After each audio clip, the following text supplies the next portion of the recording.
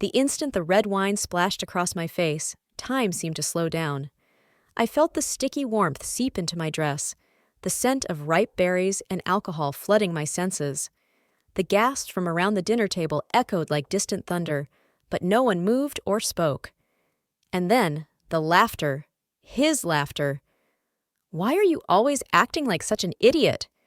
James Cooper's smirk was evident as he swirled the remaining wine in his glass, clearly thinking he had just delivered the perfect punchline. His friends chuckled nervously, exchanging uncertain glances, unsure whether to join in or pretend it hadn't happened. I swallowed, my cheeks flushed, not just from the wine, but from the sting of humiliation. This was meant to be a simple dinner with James Cooper's friends, an evening where I would play the role of the supportive wife, the woman who smiled in the right moments and laughed at the right jokes. Instead, I had become the entertainment. I could feel their eyes on me, waiting to see how I would react. Taking a deep breath, I wiped my face with my napkin, stood up slowly, controlled and graceful. "Excuse me," I said calmly, my voice betraying nothing, and then turned, walking away, ignoring the whispers that followed me. Inside, my heart raced and my hands trembled, but I refused to let him see me break. I left the restaurant and drove home alone. James Cooper didn't follow. He was too busy basking in his moment, playing the charming host, deflecting the awkward stares of his friends with another joke. This wasn't the first time he had humiliated me in public. It had started with small things, dismissing my ideas in conversations, making sarcastic comments about my photography business whenever I mentioned it. But lately, the comments had become sharper, nastier, and now this, turning a dinner into a public spectacle. Yet, as I sat alone in the quiet of our dimly lit kitchen, I found myself asking the same question I always did. Was it really that bad? I hated that part of me, the part that tried to justify his behavior, the part that whispered, "He didn't mean it. He's just stressed. Maybe you embarrassed him somehow." But tonight felt different. Something inside me had shifted. I wasn't angry. Not yet. That would come later. What I felt now was something far more dangerous. Clarity.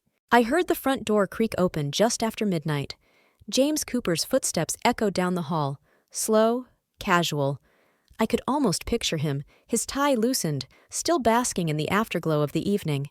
He probably expected me to be sulking, maybe even crying, so he could wrap his arms around me and say something dismissive like, "I was just joking, babe. Don't be so sensitive. You embarrassed yourself more by overreacting." I had heard it all before, but tonight there would be no argument, no begging for an apology he didn't mean. No more second chances. He stepped into the kitchen, saw me sitting at the table with my laptop open and a pen in my hand as I scribbled in my notebook. His smile faltered. "What are you doing?" he asked. I looked up at him, my face calm. "Making a list," I said. His brows furrowed. "A list of what?" I gently closed the notebook. "Of everything you've ever done to me." He laughed, a nervous chuckle that failed to mask his discomfort. His earlier confidence wavered. "Oh, come on, Olivia Carter, don't be dramatic." I didn't respond. Instead, I reached for my phone and pulled up a video, turning the screen toward him. It was the dinner party. Someone had recorded it, and now, so had I. James Cooper's smirk faltered as he stared at the phone screen, the dim glow reflecting off his face. His hand gripped the edge of the counter, his confident posture beginning to crumble. "What is this?" he asked, his voice suddenly low. "Exactly what it looks like," I said, letting the video play. His voice came through clearly, his laughter sharp, the splash of red wine on my dress, the way I calmly wiped my face and walked away. His friends' mixed reactions, some amused, others visibly uncomfortable. Someone recorded it? His voice had a mix of shock and irritation. Yes, and they sent it to me. I locked eyes with him. They thought I should have a copy. I saw the flicker of fear behind his annoyance. James Cooper had always relied on his reputation. He had built his career on charm, on being the guy everyone liked. He wasn't the smartest or the hardest working, but he was the one people wanted to have drinks with, the one who made jokes at just the right moments. But this was different.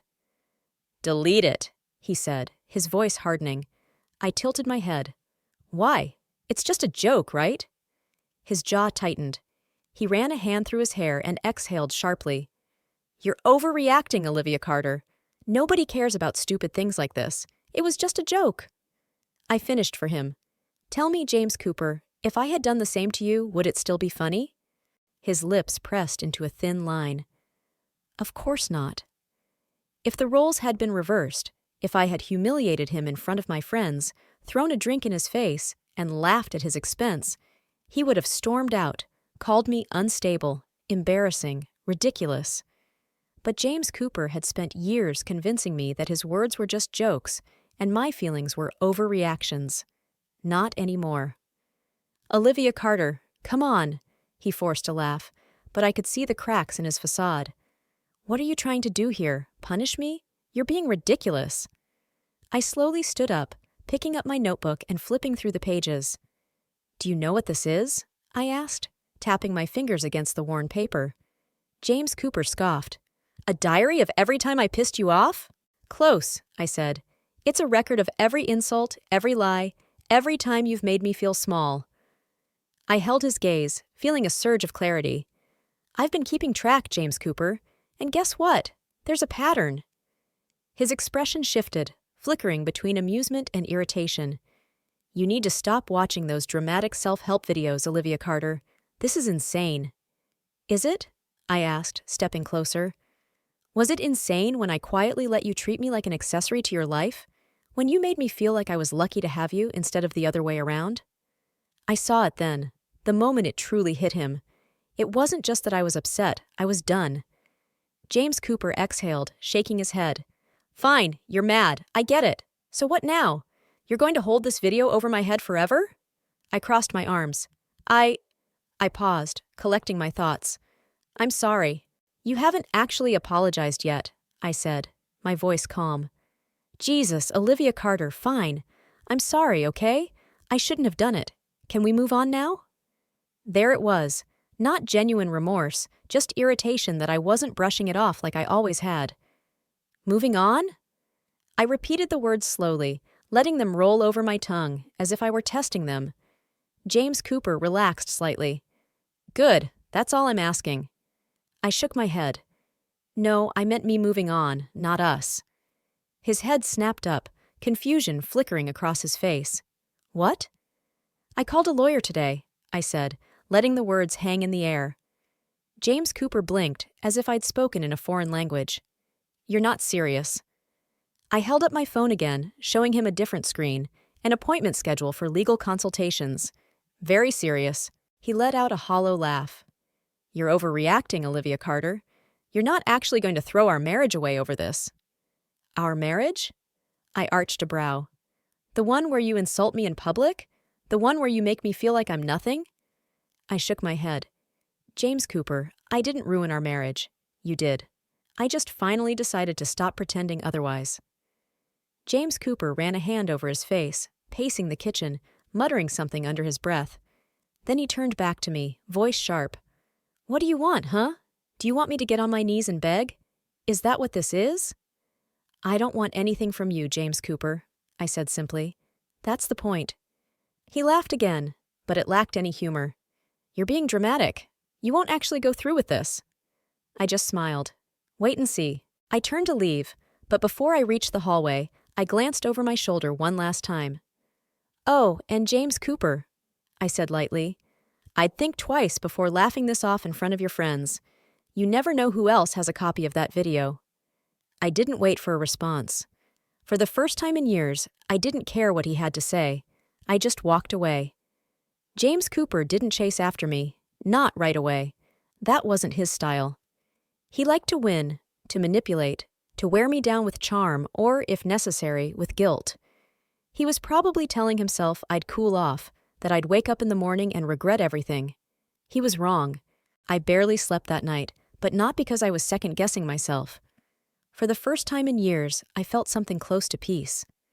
My mind was still buzzing, my heart still raw, but beneath it all was clarity, an unwavering certainty. I was leaving him, and this time I wouldn't let him talk me out of it. By the time I stepped into the kitchen the next morning, James Cooper was already there, leaning against the counter with a cup of coffee in hand. He looked at me like he was waiting for something, an apology maybe, or a sign that I was ready to talk things through. I gave him nothing. Finally, he spoke. "You had your little moment. Feeling better now?" I took a deep breath, forcing myself to stay calm. "I'm not having a moment, James Cooper."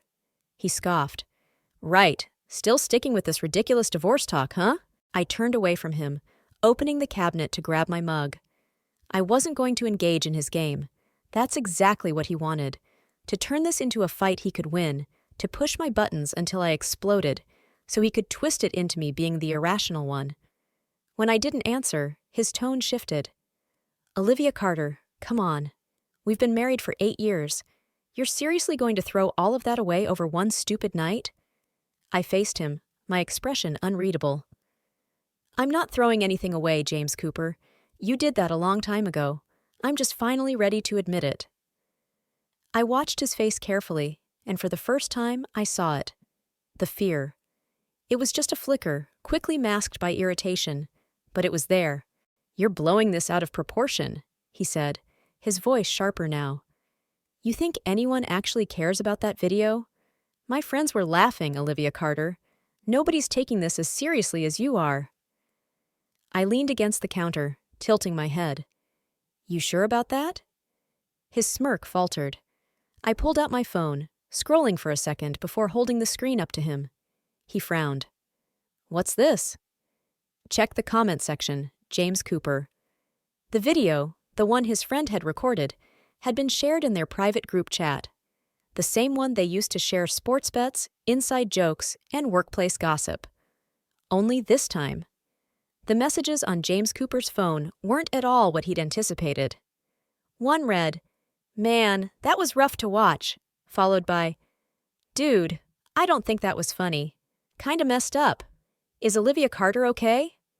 James Cooper's eyes scanned the screen quickly, his grip tightening on his phone as if it might slip from his hands. "Why are you showing me this?" he snapped. "Because you seem to think your friends found it funny," I responded calmly. "Turns out, not everyone agrees with you." I could see his jaw muscles tense, his fists clenching at his sides. James Cooper despised looking bad. He cared more about how others saw him than anything else. Being liked, being admired, that was his game. And now, for the first time, he was faced with the possibility that maybe, just maybe, people weren't laughing with him, but rather, at him. "Okay, fine," he muttered, his voice low, but thick with frustration. "You made your point. You embarrassed me. Congratulations. Now delete the damn video." I took a deliberate sip of my coffee, my heartbeat steady and unbothered. "No." His face darkened in disbelief. "Excuse me?" "I'm not deleting it, James Cooper, and I'm definitely not staying with you." His laugh was devoid of humor, just a bitter chuckle as he shook his head. "You think you're the only one who knows how to play these games?" he scoffed. "You want to go through with this? Fine, but don't think for a second I'll just roll over and let you take everything." There it was, the real James Cooper, the charming, funny husband who had mastered the art of looking like the good guy. But beneath that mask was the man I had always feared, a man who demanded control. "I built this life too," he said, stepping forward. "You think you can just walk away and leave me with nothing? You better think twice, sweetheart." I stood my ground, meeting his gaze without flinching. "You're right," I said quietly. "You did build this life, and I hope you enjoy it, because when I'm done, it's all you'll have left." His brows furrowed. What the hell does that mean? I set my coffee cup down, grabbed my bag, and started walking toward the door. But before I stepped outside, I glanced back over my shoulder one last time to deliver my final blow. "By the way," I said lightly, my voice almost playful, "you might want to check your bank account." Then I walked out, leaving him standing there, his face twisted in a mix of confusion and rage. The first sign of James Cooper's unraveling came just 2 hours later. I was sitting at a quiet cafe, savoring a latte, when my phone buzzed on the table. I didn't need to look to know it was him. James Cooper. "What the hell did you do?" the message read. I took my time finishing my sip before unlocking my phone. Olivia Carter, answer me now! It read again. I set the phone down deliberately, smiling to myself. I wasn't responding. Not yet. Let him sweat.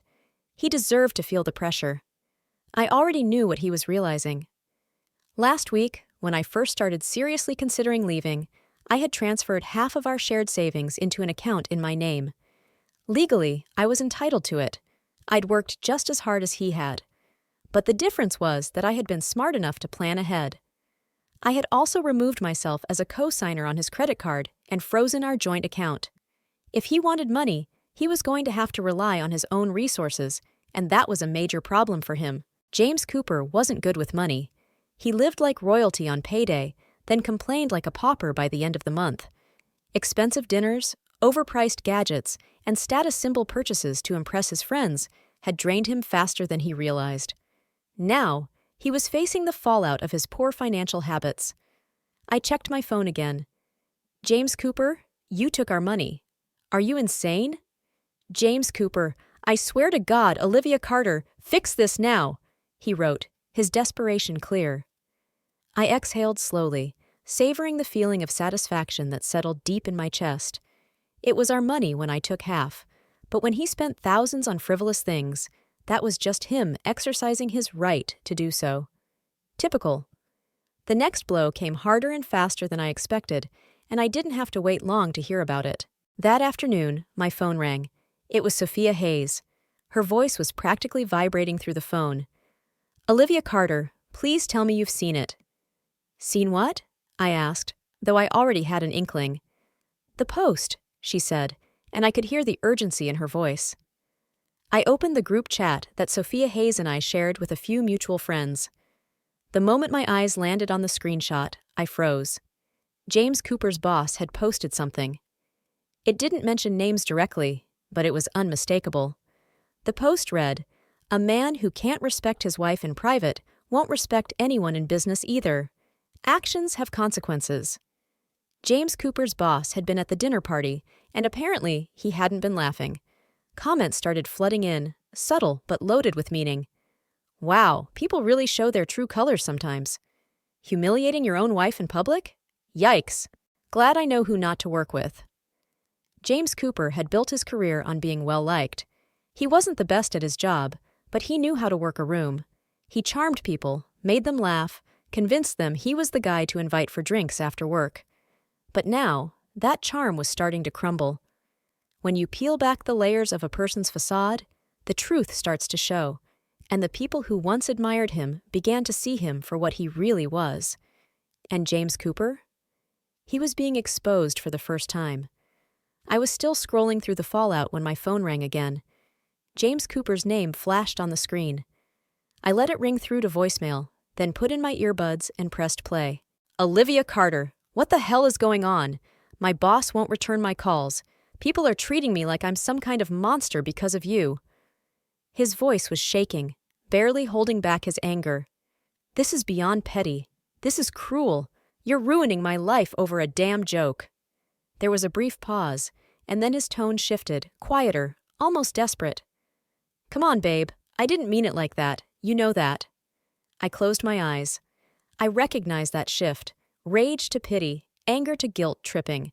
He was grasping at straws, trying to pull me back into the cycle, but I wasn't falling for it, not this time. By evening, James Cooper's messages had gone from demanding to bargaining. James Cooper, let's talk, just us, no fighting. I stared at the words on my phone for a moment before typing back. Fine, meet me at the house in an hour. After hitting send, I grabbed my bag and walked out. When I arrived, James Cooper was already pacing in the living room. As soon as I walked in, he turned sharply to face me. Okay, he exhaled. Let's be adults about this. Let's talk like normal people. I folded my arms, unmoving. Go ahead. Look, I was an ass, I admit it. He ran a hand through his hair, exasperated. I was drunk. It was a stupid joke, but I didn't mean to hurt you. I raised an eyebrow. You weren't drunk, James Cooper. You had half a glass of wine. His jaw twitched. Fine, whatever. The point is, I messed up. But you're going nuclear here. cutting off the accounts, turning people against me. What do you want? Revenge? I sighed, tilting my head slightly. No, James Cooper. I just want to be done. His expression darkened again. So that's it? You're just walking away, just like that? For a second you look lost, I said, watching his face carefully. It's only now sinking in that you're not winning this one. What am I supposed to do, Olivia Carter? He asked, frustration creeping into his voice. I shrugged. Figure it out. You always told me I was the problem. Now, you get to see what life is like without me. His face hardened. You're going to regret this. I smiled faintly. No, James Cooper, you are.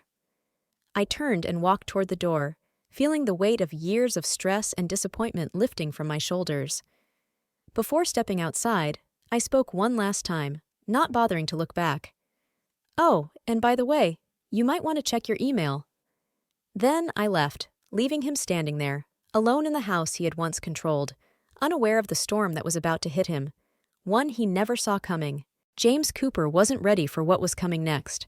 I could already picture how it would unfold, the way his face would contort in disbelief as he opened his email, skimming the words, rereading them, unable to process it at first.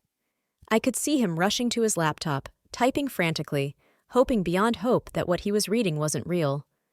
But it was. By the time I returned to my apartment, the one I had quietly leased 2 months ago when I first started planning my escape, my phone was already buzzing. James Cooper. I ignored it. Then another call. Then another. By the time he left the voicemail, I was already pouring myself a glass of wine, settling into my new life with a sense of peace I hadn't felt in years. But still, I pressed play. Olivia Carter, you? His voice cracked with anger. You're out of your damn mind. What the hell did you do?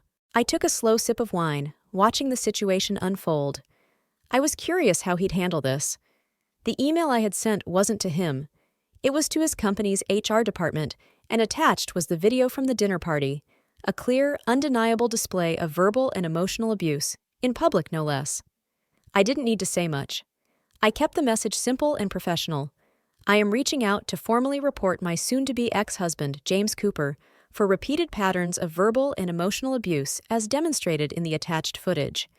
This is only one instance, but it reflects an ongoing issue that has impacted both his personal and professional reputation. Given your company's values, I felt it was important that this behavior be acknowledged. I knew exactly what I was doing. James Cooper worked for a company that prided itself on corporate ethics and leadership accountability. They held workshops on workplace respect, diversity, and inclusion.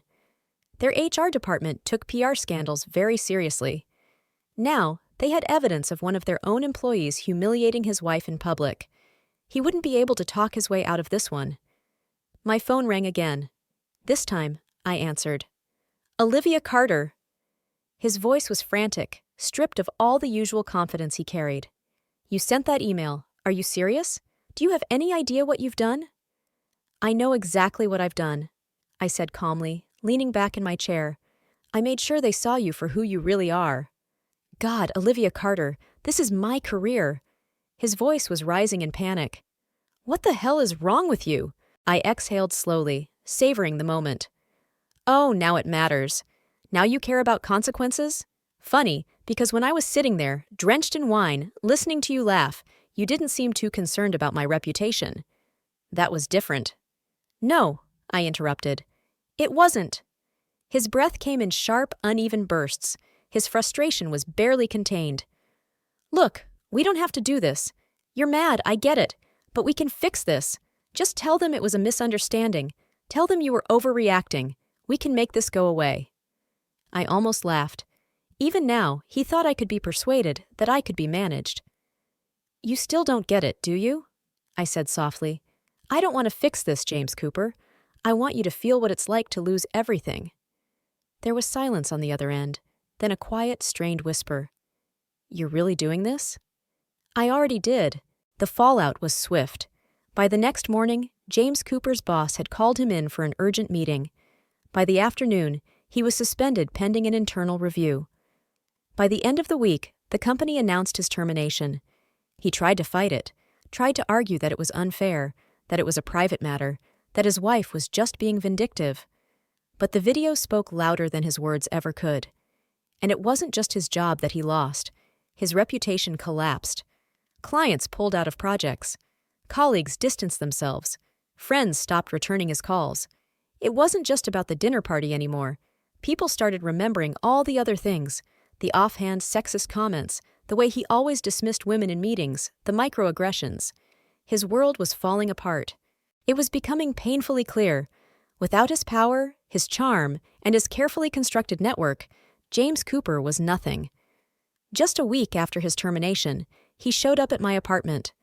For a moment, I debated whether to answer the door, but I wanted to see him, to look him in the eye one last time. When I opened the door, I barely recognized him. His once sharp, pristine suit was wrinkled and crumpled.